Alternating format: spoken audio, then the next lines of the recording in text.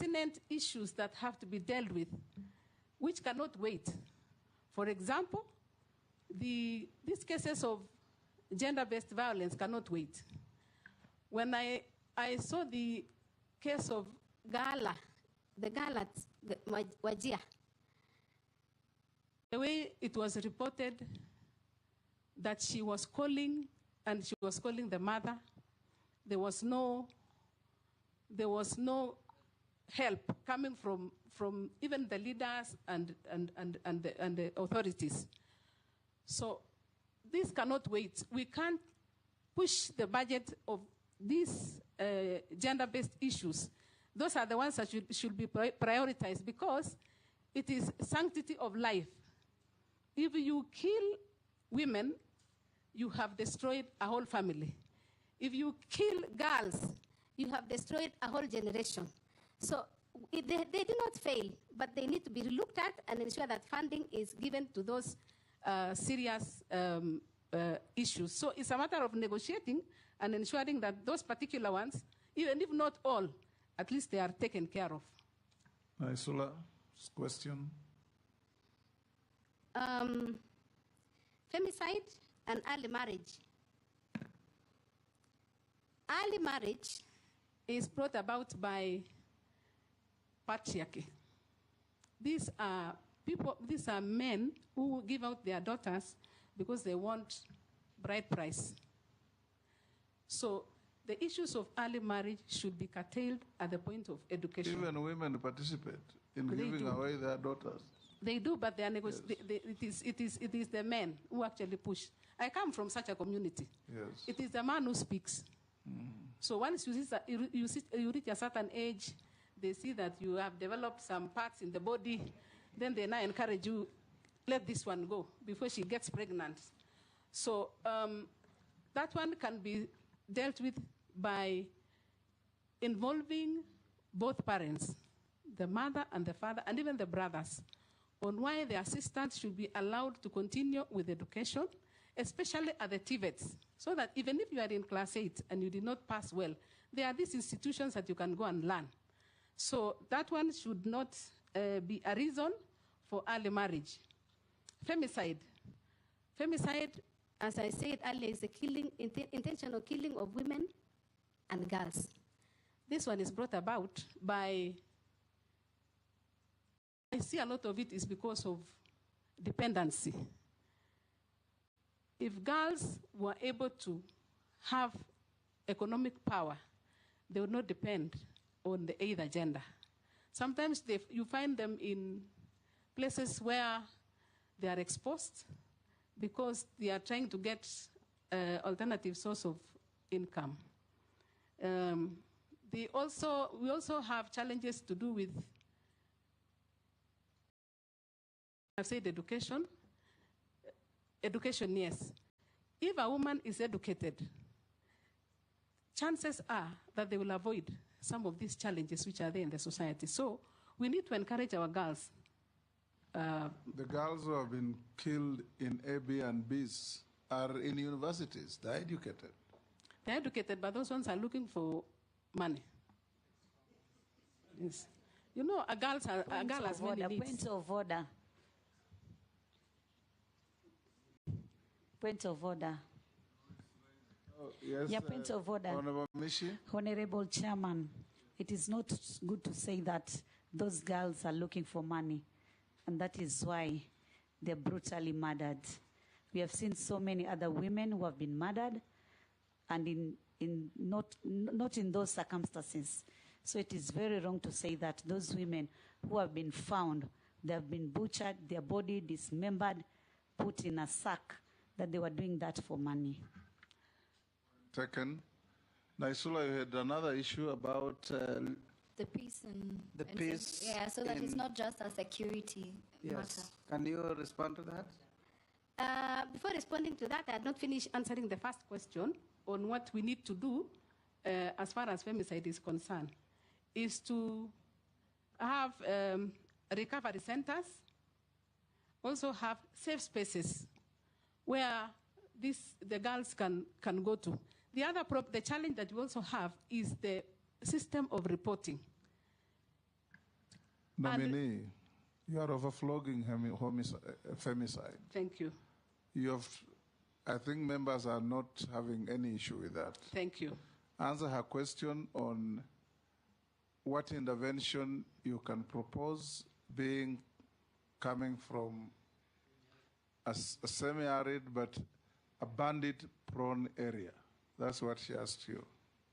Thank you. Thank you, Mr. Speaker, sir. And you are not just going to be a minister in charge of femicide. You are going to do many things. There's culture in it, there's arts in it, there's heritage in it.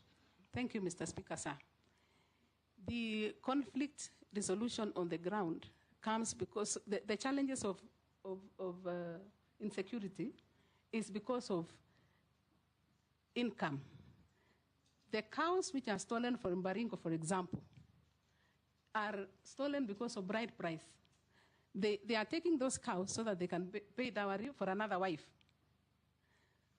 So how to deal with that one is to encourage, first of all, to try and deal with this issue of you must give out 20 cows. For me, even Cheptumo did not pay the 2, and I am still married to him. So you don't have to have 20 cows. You can have 2 and still get married. We are willing to get married anytime.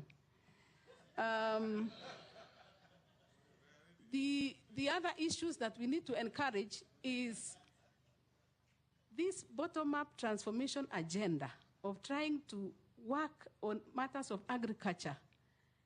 If you look at Baringo, for example, Lake Baringo has a lot of water. So we will work with the other state departments of, for example, irrigation, to have these people work in the farms instead of going to steal. Because food will always be marketable. So why steal cows to buy food? Just ensure that you have work on the farm, get the food. Thank then you. Go to schools. Thank you. Robert? Yeah, thank you, Mr. Speaker. I have two very quick questions. One about gender and the other one is about arts. Take the questions very carefully so that you give concise and precise answers, like I said. No stories. No stories. Thank you. Yes. Thank you, Mr. Speaker, sir. And femicide, we have had enough. Thank you. Yes. Yeah, I'm sure mine will be some maybe yes or no answers. Now, Article 27.8, Article 81B, and Article 100 are very clear about the two-third gender rule. And this has consistently been violated by state officers. In fact, I'll point out that in this nomination, if we approve the two of you, the cabinet will not even have achieved the two-third gender rule.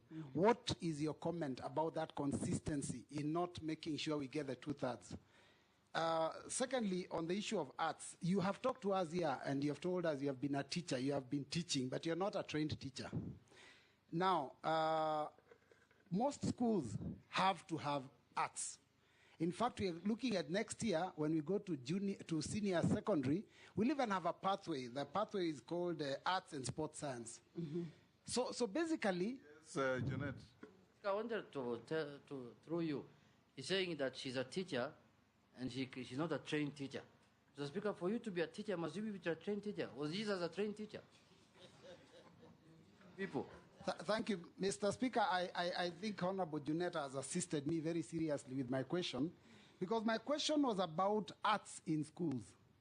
Recently, you saw when there was that drama and a lot of drama in the streets of Nakuru, when a school presented some play and there were issues about that play, and the Ministry of Education has quickly said that anyone who is not a trained teacher cannot be allowed to interact with the learners to be able to help them grow their art skills.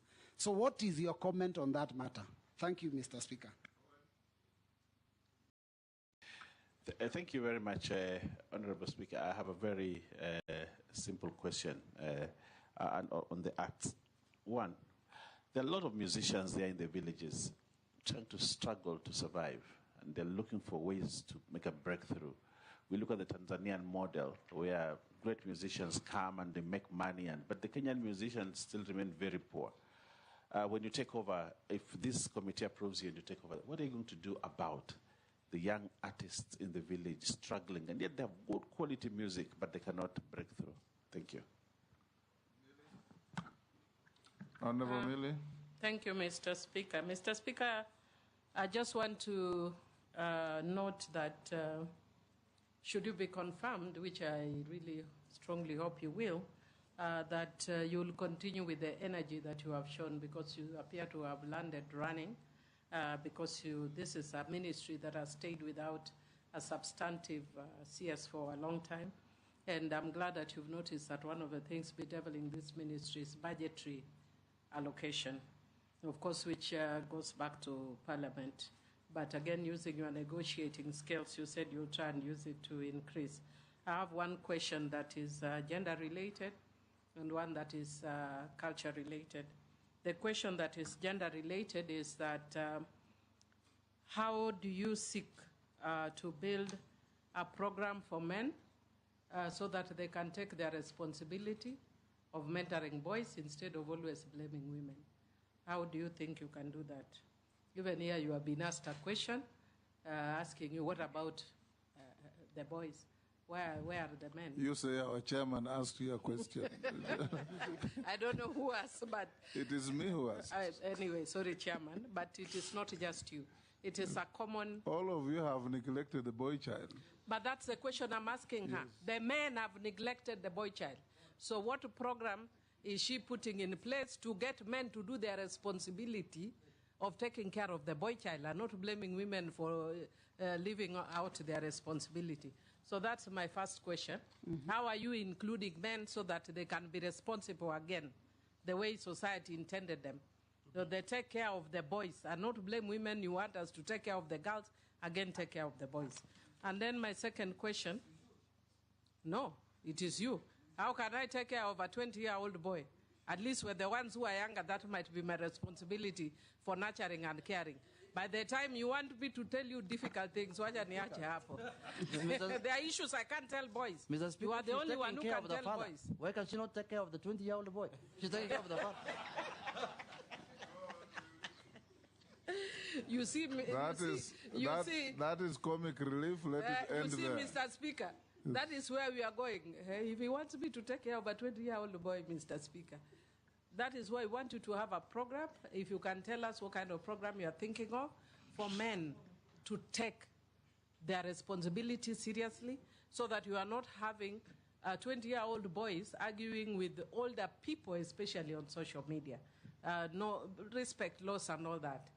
Mr. Speaker, the other issue that I'd want to ask is that in relation to culture, Kenya has struggled a lot with the showcasing what defines Kenya. Do you think there's an innovative way that you can think of coming up with some cultural, whether it's an attire or something, that can identify our Kenyanness? So that if you go even for maybe an international conference or wherever, and I see somebody, I say, now that's Kenya.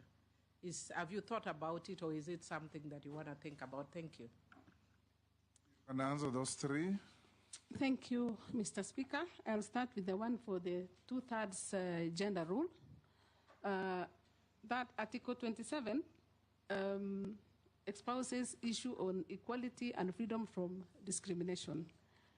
And particularly Article 27(8) provides that no 2/3, there should be no representation or in not more than 2/3 of either gender. And as it stands now, it has not been realized in Parliament and in the Senate. It has been realized at the county under Article 177. But the National Assembly Article number 97 and Article number 98 should be amended to bring top-up lists so that after elections, if you have less, allow me to say women for now, if you have less women, then you use the top-up list to add. The other thing that should be amended is the election laws, so that a party, when they bring from the ground, when they bring their lists, they should be able to comply with the 2/3 gender rule. at the party level. Also amend the political... Point of order, Mr. Speaker. Yeah, you know, so that you don't go around in circles, my question was specifically about the cabinet, which the president has an opinion and a responsibility to appoint, and it is not elected. What would you advise your appointing authority? We must comply with the Constitution. So there are no two ways about it. Yes. Yeah. The next one was the issue of arts. The issue of the non-teachers teaching. Non-teachers teaching. I am a trained teacher, not trained in a college, but I'm trained in life. Because if you are a mother, you can take care of other children. You don't need to take care of only of your children. So that which you know, use it. And I'm also trained in the local programs in the CED department. We have programs. And those programs, it is important for us to engage. So you don't just sit in an office and say, I can only... His last question was, do you agree with the Ministry of Education that non-teachers should not teach in schools?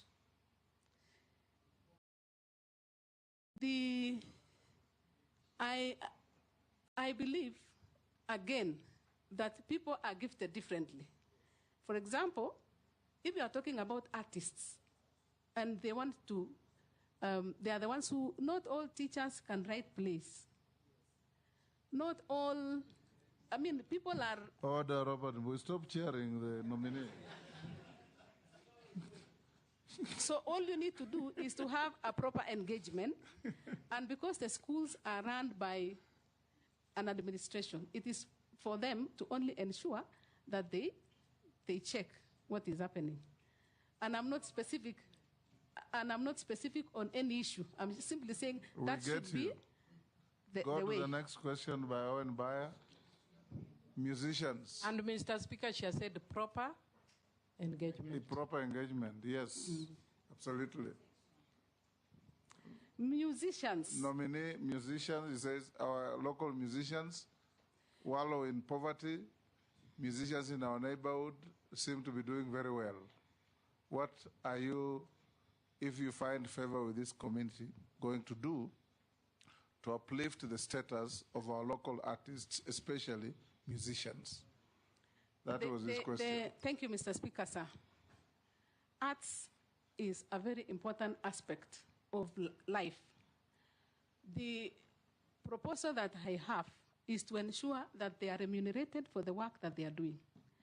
In my reading, I came across a case where the performers are doing their work, but the collective management organization collect their money, but they do not remit. So they collect 100%, but they remit only 10%. Meaning the people who are actually doing the work are not receiving their payment. So one of the policies that we are going to engage first, in fact, that should be a priority, is to ensure that we look at why are they retaining this money. They should be prosecuted. ESCC and these people who are ESCC and the DPP, we should all work together to ensure that any money that has been collected, if one is retaining, they should be able to release. Otherwise, it is not that they are not doing, they are doing a lot of work, but they are not getting paid for the work that they have done. The other proposal that I have is to engage the county governments, because most of the performances are done at the Kenya National Theatre, but we need to ensure that we have cultural days almost frequently in the counties, and they are organized the way you organize football teams. They should be, people should be engaging over the weekends. Artists are there, you pay, and then now from there they receive their pay. And that can only be done with the help and with coordination with the county governments. Go to Millie Odhiambo.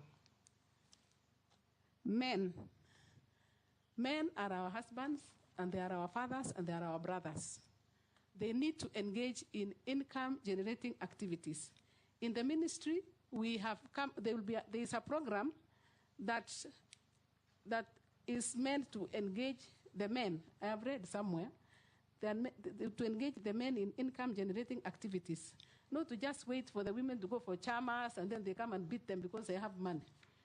The other thing they need to do is to involve the men in decision-making.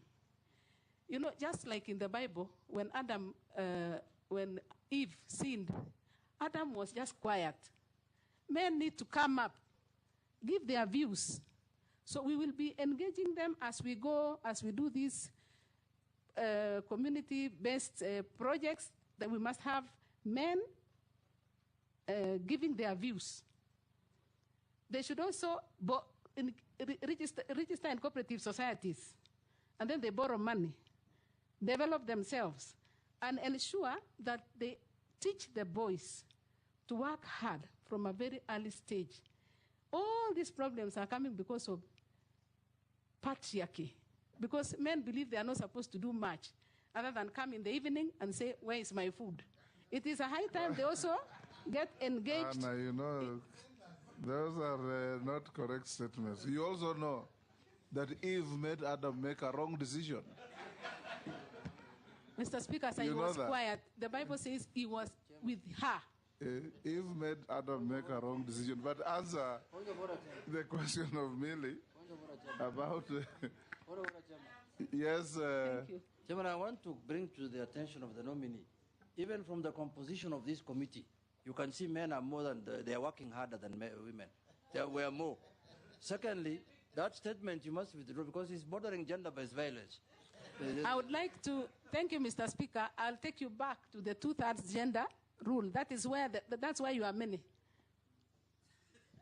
Now, Millie also asked you, in case you find favor and become the minister, you go to West Africa, you see distinctly Nigerian attire, distinctly Ghanaian attire. You go to other places, same thing. What you think you need to do to define the Kenyan, that you see a Kenyan walking on the streets of Beijing and you say, this is not just an African, that's a Kenyan. That's what Emilia asked you. Thank you, yes. Dress code, or rather dressing, you can't be able to say this is the kind of an attire that is acceptable, because we have several cultures. We have different cultures. We have Maasais with their culture, we have Kalenjins with their culture, we have Luos with their culture. I think what we can do for the time being, let's just put the flag on our head. Yes, George. Thank you. Thank you very much, Mr. Speaker. Speaker, we will start wearing flags on our heads to distinguish ourselves as Kenyans out there. I think that would be very interesting. Maybe before my brother here asks, just to help for purposes of the future, because I've been very observant, what you have said in just can actually work. Not necessarily by the flag. If you look at the Kalenjins, the Luos, the Kikuyus, they always, especially for the women, they have this sort of a variant of what I've modernized here. In Luo, it's called Ligisa. And in Kikuyu, you have it. So women have it, these men have varied. What Jomo Kenyatta used to wear, what Oginga Odinga used to wear. So it used to be worn as a leadership thing, but we can change it and make it a fashion statement. The other thing is, whenever I go out of the country, I see anybody with Kikoi, they are always a Kenyan. You don't have to answer that. Go on. Thank you. Thank you. I think we have had something on gender, culture, and arts. Let's do something on heritage. We have a lot that we have inherited from our past. But unfortunately, we haven't done much with it. If you ask anyone what we have from the past, they only think about Fort Jesus, which we got from the Portuguese.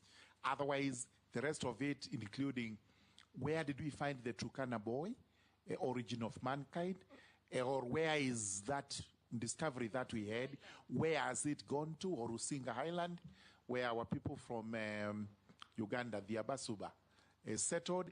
All these ones. What do you intend to do as the CS in charge of heritage to ensure that we actually multiply we multiply the heritage features we have in the country with the sole purpose of revenue raising, tourism, and other attractions that are likely to be of benefit to the country. Thank you, Mr. Speaker. Mr. Speaker, I want to ask the nominee. She mentioned that the gender desks at the police stations do not work, and she suggested they should be at the hospitals. I want her to tell us who is going to fund it, or is she expecting the police to be at the hospitals manning it? Because the gender desk at my police station is not manned, womaned by a lady officer, an inspector. So who do you, because you have said there are no funds available, who do you intend to put at the hospital? Yes, it may be a good idea, but who is going to run them, and is it going to be under the police? Secondly, our museums in Kenya, I believe they would be under you, under heritage. Our artifacts are non-existent in the museums which are in the country, and they are underfunded, our museums. What do you intend to do about them? Ferdinand? I think we may be repeating the same thing. Then don't. But what I'll do, Waziri, if you are going to be made a minister from our interviews now, is that first and foremost, you talked about marriages. I think I quite agree with you. But the whole thing is that we are losing our direction as Kenyans. For example, in my culture, we had this very old culture of circumcision in Luya land that was done culturally. Today, it's been read out.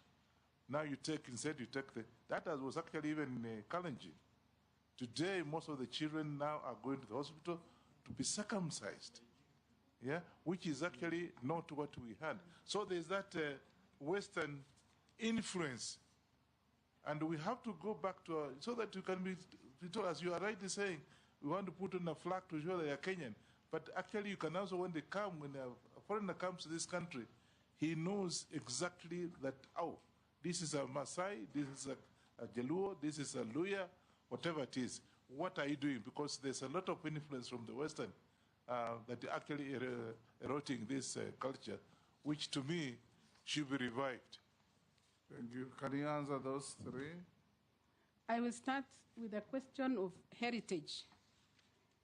We need to promote our heritage by hosting cultural days in every county where these sites are. Like, for example, we have Fort Jesus, we have Mount Kenya, Mijigenda, Kaya Forests, having like hosting cultural days around Lake Baringo, Lake Bogoria, the lakes, around Mount Kenya, because that is an heritage. So we have, so that we are able to connect with the heritage sites, is to host the cultural days there at the county, because they are situated at the counties, most of them. We need to work with the Ministry of Tourism so that they are able to market, because they are the ones who come into contact with our tourists, so that they are able to give a boost in terms of marketing for the tourists to visit their heritage sites. We also can use the writing competitions, what we are talking about arts, engage the students to write essays, to write about our heritage sites, and also have Kenyans to know what they are and where they are. Most Kenyans don't actually know. And I'm one of them. I've never been to Lake Turkana at my age. So we should encourage Kenyans to know what is their heritage by visiting. I even propose that you should be holding also these kind of meetings in an heritage site. You must not come to a hall like this. We need to go down, because that way you are sensitizing. When they know the speaker is in Lamu Old Town, you know, then all these cameras would be there, and that is a way of publicizing our heritage sites. I am also aware that there is a pending policy and legal framework on the Culture Bill 2014. The Museums, Heritage and Museum Bill is pending in Parliament.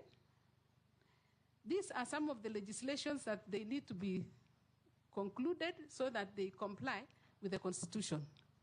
I will be appealing to the leadership of this House to ensure that they help us to get these bills concluded. So I think that's what I can say now on issues of heritage. Museums. She has not reached you yet. No. Go on. Go to Dawood's question. Our museums are empty. The artifacts are missing. There are in museums in London, and museums in Berlin, and museums in Paris. What are you going to do to get them back? Some countries are doing so. That's Dawood's question, right? Yes. I think there's already a policy, or rather there is an engagement with the member states of those countries to ensure that they return our items. For example, in Baringo, there is they say it's the oldest man. Avoid the temptation to show the country that you are going to be a minister for Baringo. No, I'm just using that as an example. Yes. I'll not use another one. Talk about the whole country. That person, that old person, is yes. I'm told is in Germany. Yes. He needs to be brought back to Kenya museums. In fact, the other day, the schools were here, and I asked them, one of our primary schools, where did you go? They said, we went to the Museum of Kenya. What did you see? They said, we saw a lion. And how can lions be there? They are not there. It is just those things and snakes. Yes. Actually, the things which are there are snakes. We are going to have an engagement as a department or as a ministry to visit the museum and come up with a solution. Because some of the things that they are saying is that they are understaffed. Again, they will go to the issue of there is no funding. Mostly they are talking about funding. So again, we'll have to see how we can get the funds, even if we engage with private, have a private partnership so that they can use it as the advertisement, but they finance bringing these issues which have been taken out of the country. Right, go to... my point of order. Yes, yes, Ferdinand? I think you came very well, but I want you to stress this fact, that I think because the culture is almost disappearing, let's host a day through this parliament. I think you can request so they can be able to give you, so they can have a day which is actually a cultural day for Kenya, where people can, everybody can go wherever they come from to have that. I think that's what I wanted to say. Mr. Speaker, she's not answered about the gender desks being in the hospital. Who is going to run them? Is it the Ministry of Gender or is it the police? And who is going to pay for it? Nominee? I think there's already a cultural day. It has only not been gazetted. Yeah. So we'll follow it up. Then the issue of the desks. Policemen and hospitals, they don't stay far from each other. Those are public utilities. Where there is an hospital, a police station is not. So we don't need to employ other people. Use the same people. Work with the Ministry of Interior to have that desk moved there instead of employing other people. We work with the ministries. We are one government. So if we want to deal with gender-based violence at the hospitals, it is just to ensure that we deal with all those things at once. The treatment, the reporting, and the psychosocial support. So it really doesn't have to be you train or you remove the policemen. In any event, even those policemen as we speak, they don't stay. After some time, they are transferred, and there is no suitable replacement like the way they do for teachers. So there has to be an engagement on how to ensure that those desks are functional. Demase. Thank you, Chairman, not Chair. Nominee, allow me to take you back to gender-based violence. Most of the cases on gender-based violence remained unreported because of the challenges inherent in the reporting processes. We have even men being battered, women being battered, children defiled, raped. Name them, all of those are assault cases. So I'm wondering, what are you going to do as a ministry to ensure that most of these cases are reported, to encourage victims to report? Secondly, for those that are reported, as a country, we still have a challenge because we do not have structured systems where the victims can get support. And I mean psychosocial support, legal support, and medical support, where we have a kind of a one-stop center for the victim of gender-based violence. So what are you going to do as the minister, if approved, in that department with respect to addressing the challenges? There are safe spaces in some counties, but there are some counties even without such kind of a facility, where such victims can be held shortly as this support is sought. Thank you. For those that they have challenges to operationalize. There is no money, there's no budget. So what are you going to do in your ministry to ensure that there is sufficient budget, and how will you address those challenges? She said she'll negotiate with you. Negotiate with me? Yes, with Parliament. Yes, Mishi? Yeah, thank you, Honorable Chairman. Honorable Chairman, I have two questions to Hannah Cheptumo. And my first question is on the issue of the girls. What measures are you going to put in place to ensure young girls who have dropped out from school due to early marriages, early pregnancy, and FGM that are given a second chance for studies? That is my first question.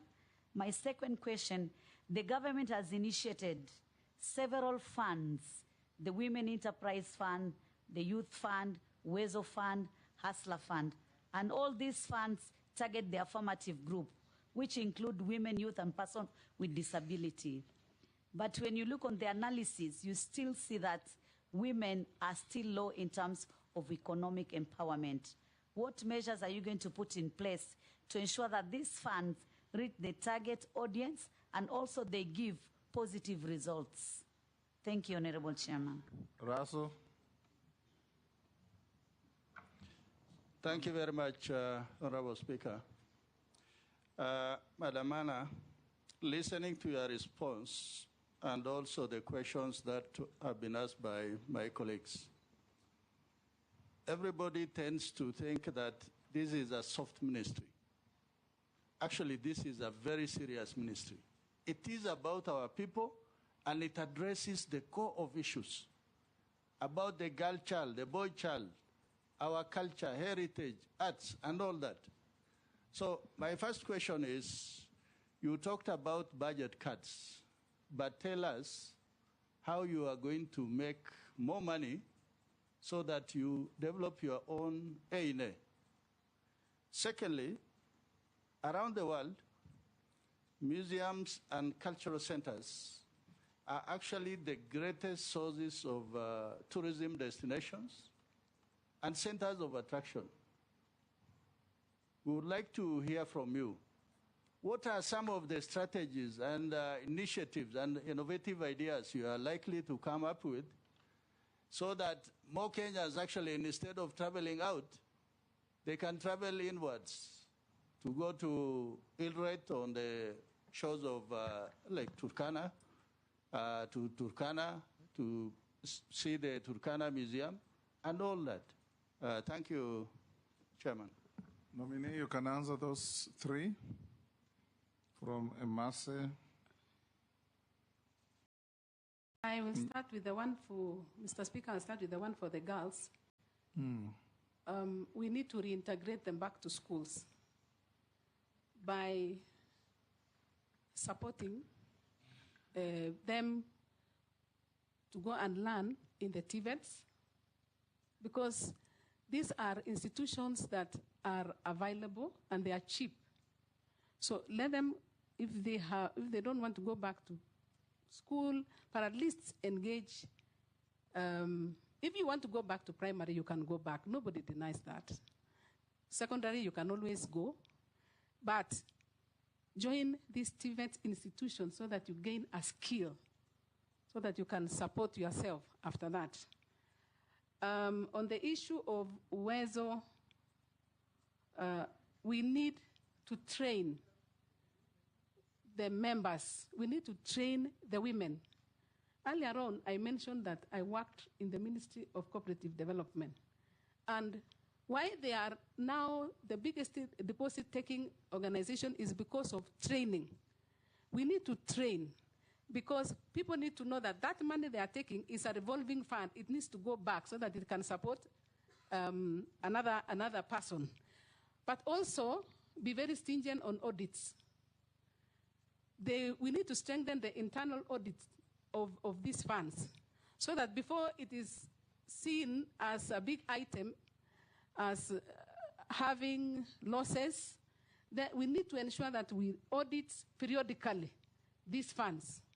And that is one of the issues that I'm going to look into it so that we don't have losses or misuse of the funds.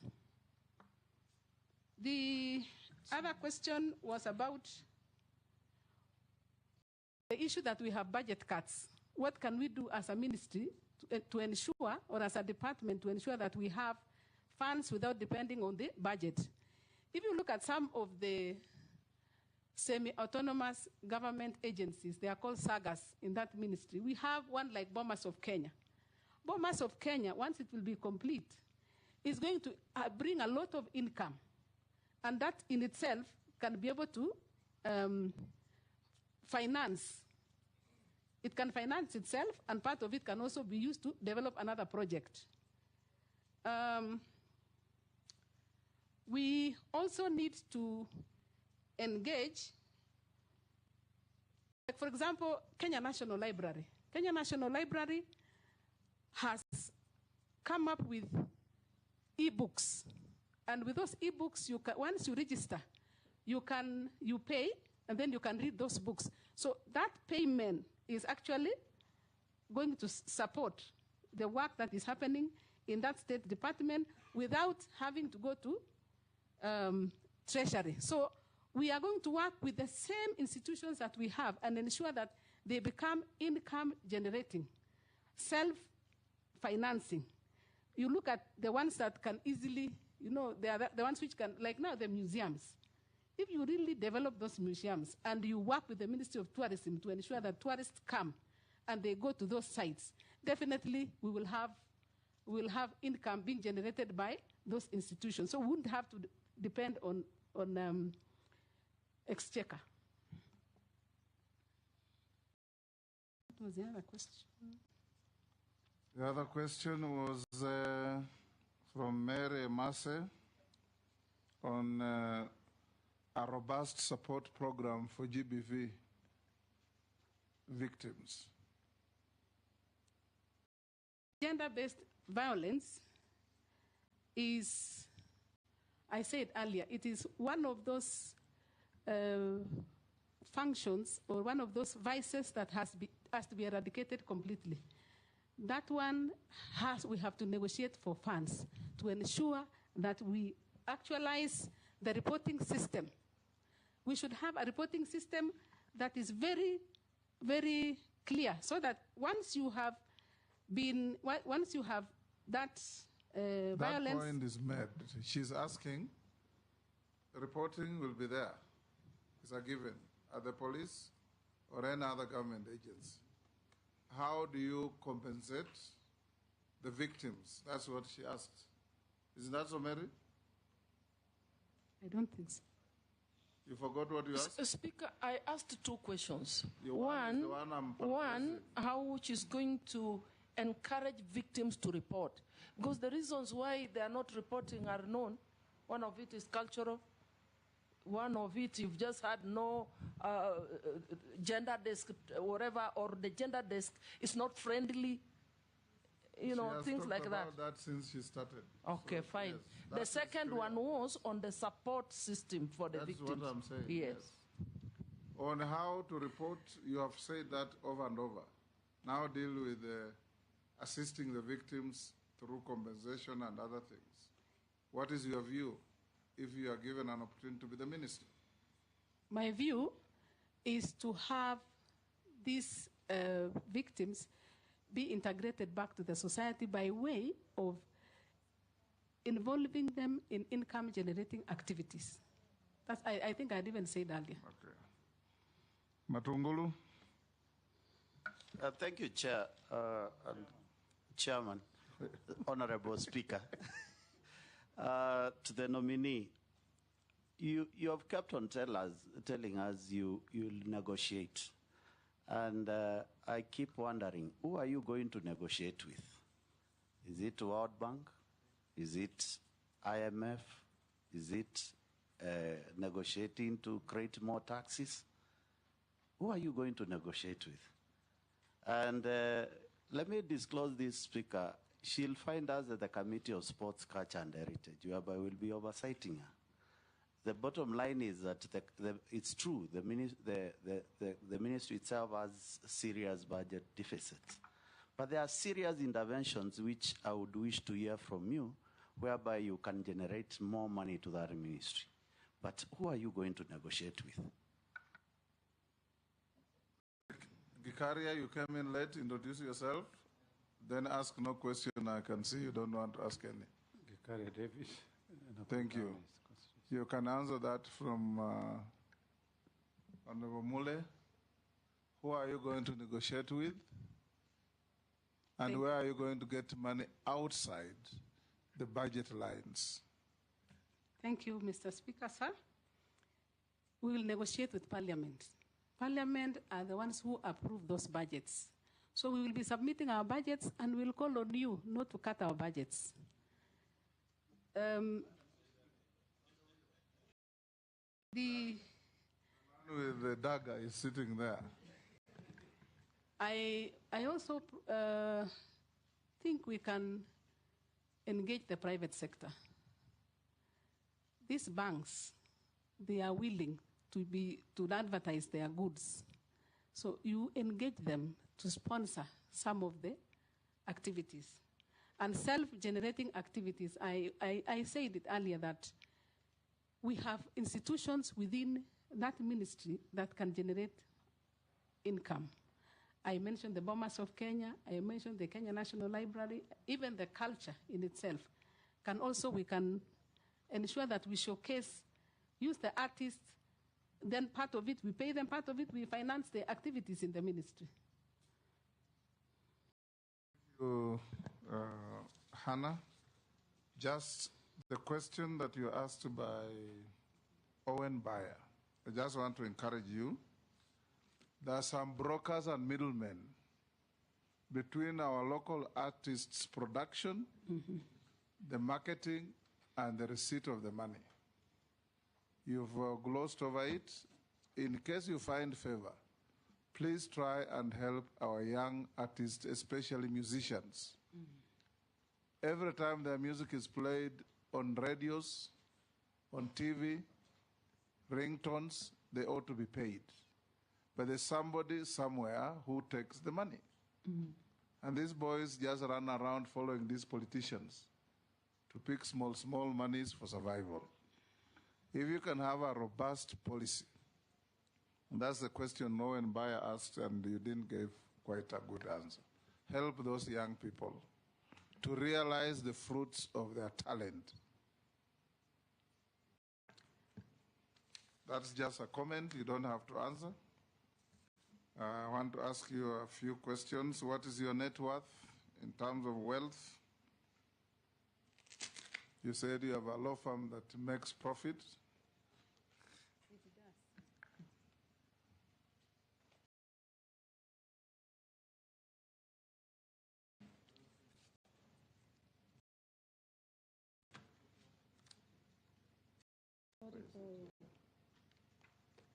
I don't have money. The money I have belongs to my husband.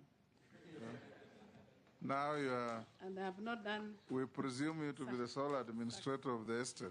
Succession. And by the way, Mr. Speaker, the part of what was supposed to be due to him has already been stolen. Pardon? part of what is due to him has already been stolen in the cooperative. During the day we were having the burial, Yes.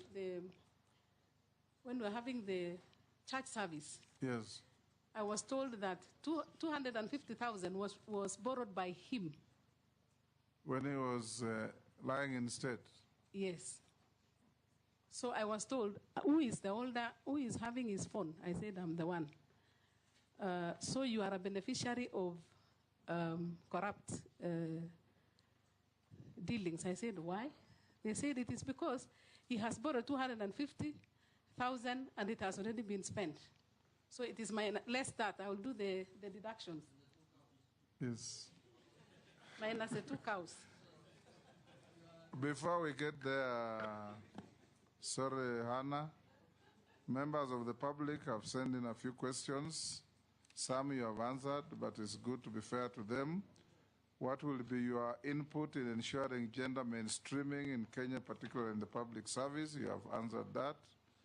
What measures will you put in place to ensure that gender-based violence against men is brought to an end? You have talked about that. Are you aware of the strategic development goals and Kenya's vision? And if yes, and if approved for appointment, how do you plan to align gender equality efforts with the goals of Kenya's Vision 2030? That you can answer. Are you able to answer that? I will. Okay. The next one is, what is your strategy to protect and promote Kenya's intangible cultural heritage, including indigenous languages, traditions, and customs? The next one is, the creative economy remains underfunded. How will you ensure support of artists and creatives, especially in film, music, and visual arts? I think we have talked about that in extenso. Kenya has many neglected cultural sites and monuments. What investment or restoration initiatives does your ministry plan to undertake? That you can touch on. What mechanisms will you put in place to enhance the inclusion of PWDs, the elderly, and other vulnerable groups in policy formulation? That is public participation. Given that culture is a devolved function under Schedule 4 of the Constitution, how will you collaborate with the county governments? That you have talked about extensively. What measures will she take to ensure that gender desks at police stations are adequately staffed with officers who possess the necessary qualifications and skills in handling GBV and offering counseling support to survivors of all genders? That you have answered. So answer the other two. On strategic development goals and Kenya's vision. I will use an example, sorry to say so. The Bomas of Kenya is being developed because it was in the Vision 2030. So as a ministry, we'll ensure that every department or every sector is able to align itself with Vision 2030. I don't know whether I've answered that one. Do you think you have answered? I have attempted. Some questions you attempt, others you will deal with them as you get to the ministry itself. Yes. Yeah. Okay. Yeah. So let's go to what, those were questions from the public. If we find favor, we'll pass them on to you to deal with them.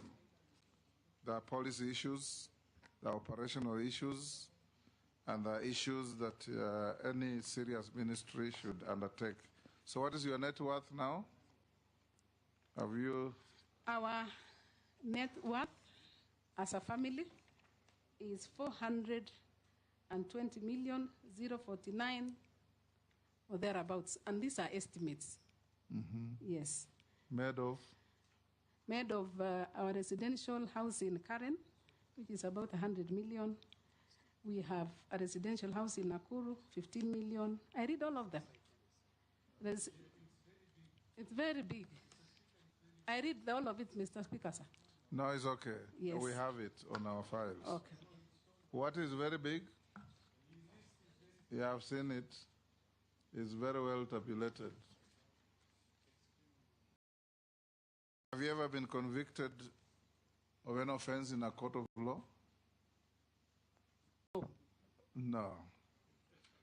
Have you ever been adversely mentioned in any parliamentary committee report? No. Do you hold any office in any political party?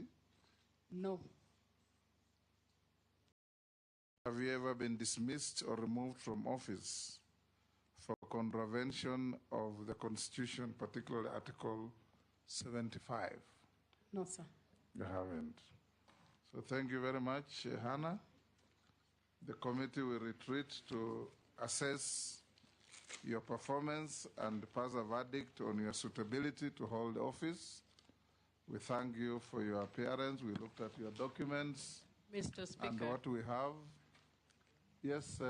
I wanted to raise this as an AOB. Go ahead. For future reference. Yes. Every time I see members come in and we ask them if they are Christians, and they raise a Bible, and then we tell them to swear. That is actually unbiblical. Why? The Bible doesn't allow people to swear. It says you are yes, be yes, or you are no, be no. So when you swear by the Bible, it's sinful. What denomination do you belong to? I'm a Christian. We have denominations. I am a Catholic. Yes, and I am. we swear I am by both. the Bible. Then you are sinful, because the Bible says very clearly you are yes, be yes, and you are no, and be no. Don't be like pagans who swear by the Bible. I saw you in Parliament. I swore you. No, holding a Bible. I affirmed. I don't swear. You affirmed. The Bible says you affirm. Yes. The Bible is very clear. You affirm. You don't swear. Pardon? So we are encouraging people to be sinful. How do pagans swear by the Bible? Yeah. Unless it is Rosing Island Bible. You know, Millie is always quoting controversy, and will not allow it here. We swear by the Holy Book, the Bible, the Quran, or the Indian one is called what? The Gita. Yes. Yes. I don't swear by Gita, I swear by the Quran. You are Muslim? Yes, I'm a Muslim. Okay. But Millie has not gone to theological school, so what she's saying is very pedestrian Christian knowledge. No, Mr. Speaker, the Bible does not require you to go to theology school. It is clear the Bible says, let your yes be yes and your no be no. Do not be swear. Do not swear like pagans. Nominee, ignore these shenanigans. You are now released to go back to your work and wait for our verdict. Have a good evening. And always swear by the Bible if you are a true Christian, as I believe you are.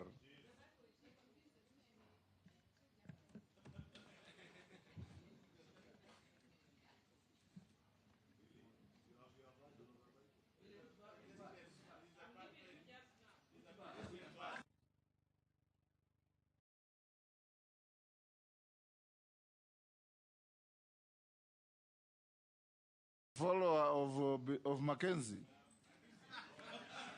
Mr. Speaker, in the book of Matthew 5, verses 37, yes.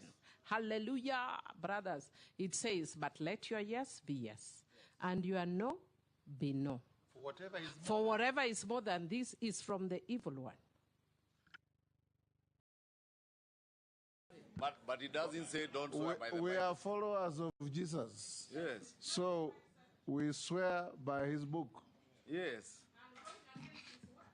That was, Mary, that verse. And that verse doesn't say you can't swear by the Bible. That verse is when you're married.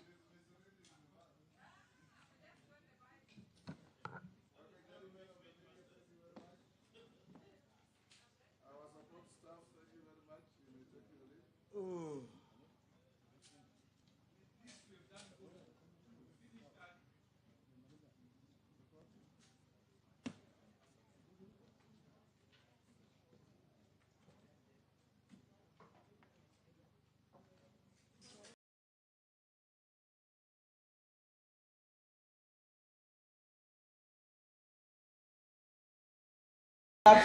Ya woi makare masero nyire bila pesa duniani. They say make hay when the sun shines. I say buy hay when you have the otonglo. My name is Sylvester Ogwangfumbe, the only man with an English name from Nyampoi County Regional Diaspora. I do not like to brag, neither will I brag.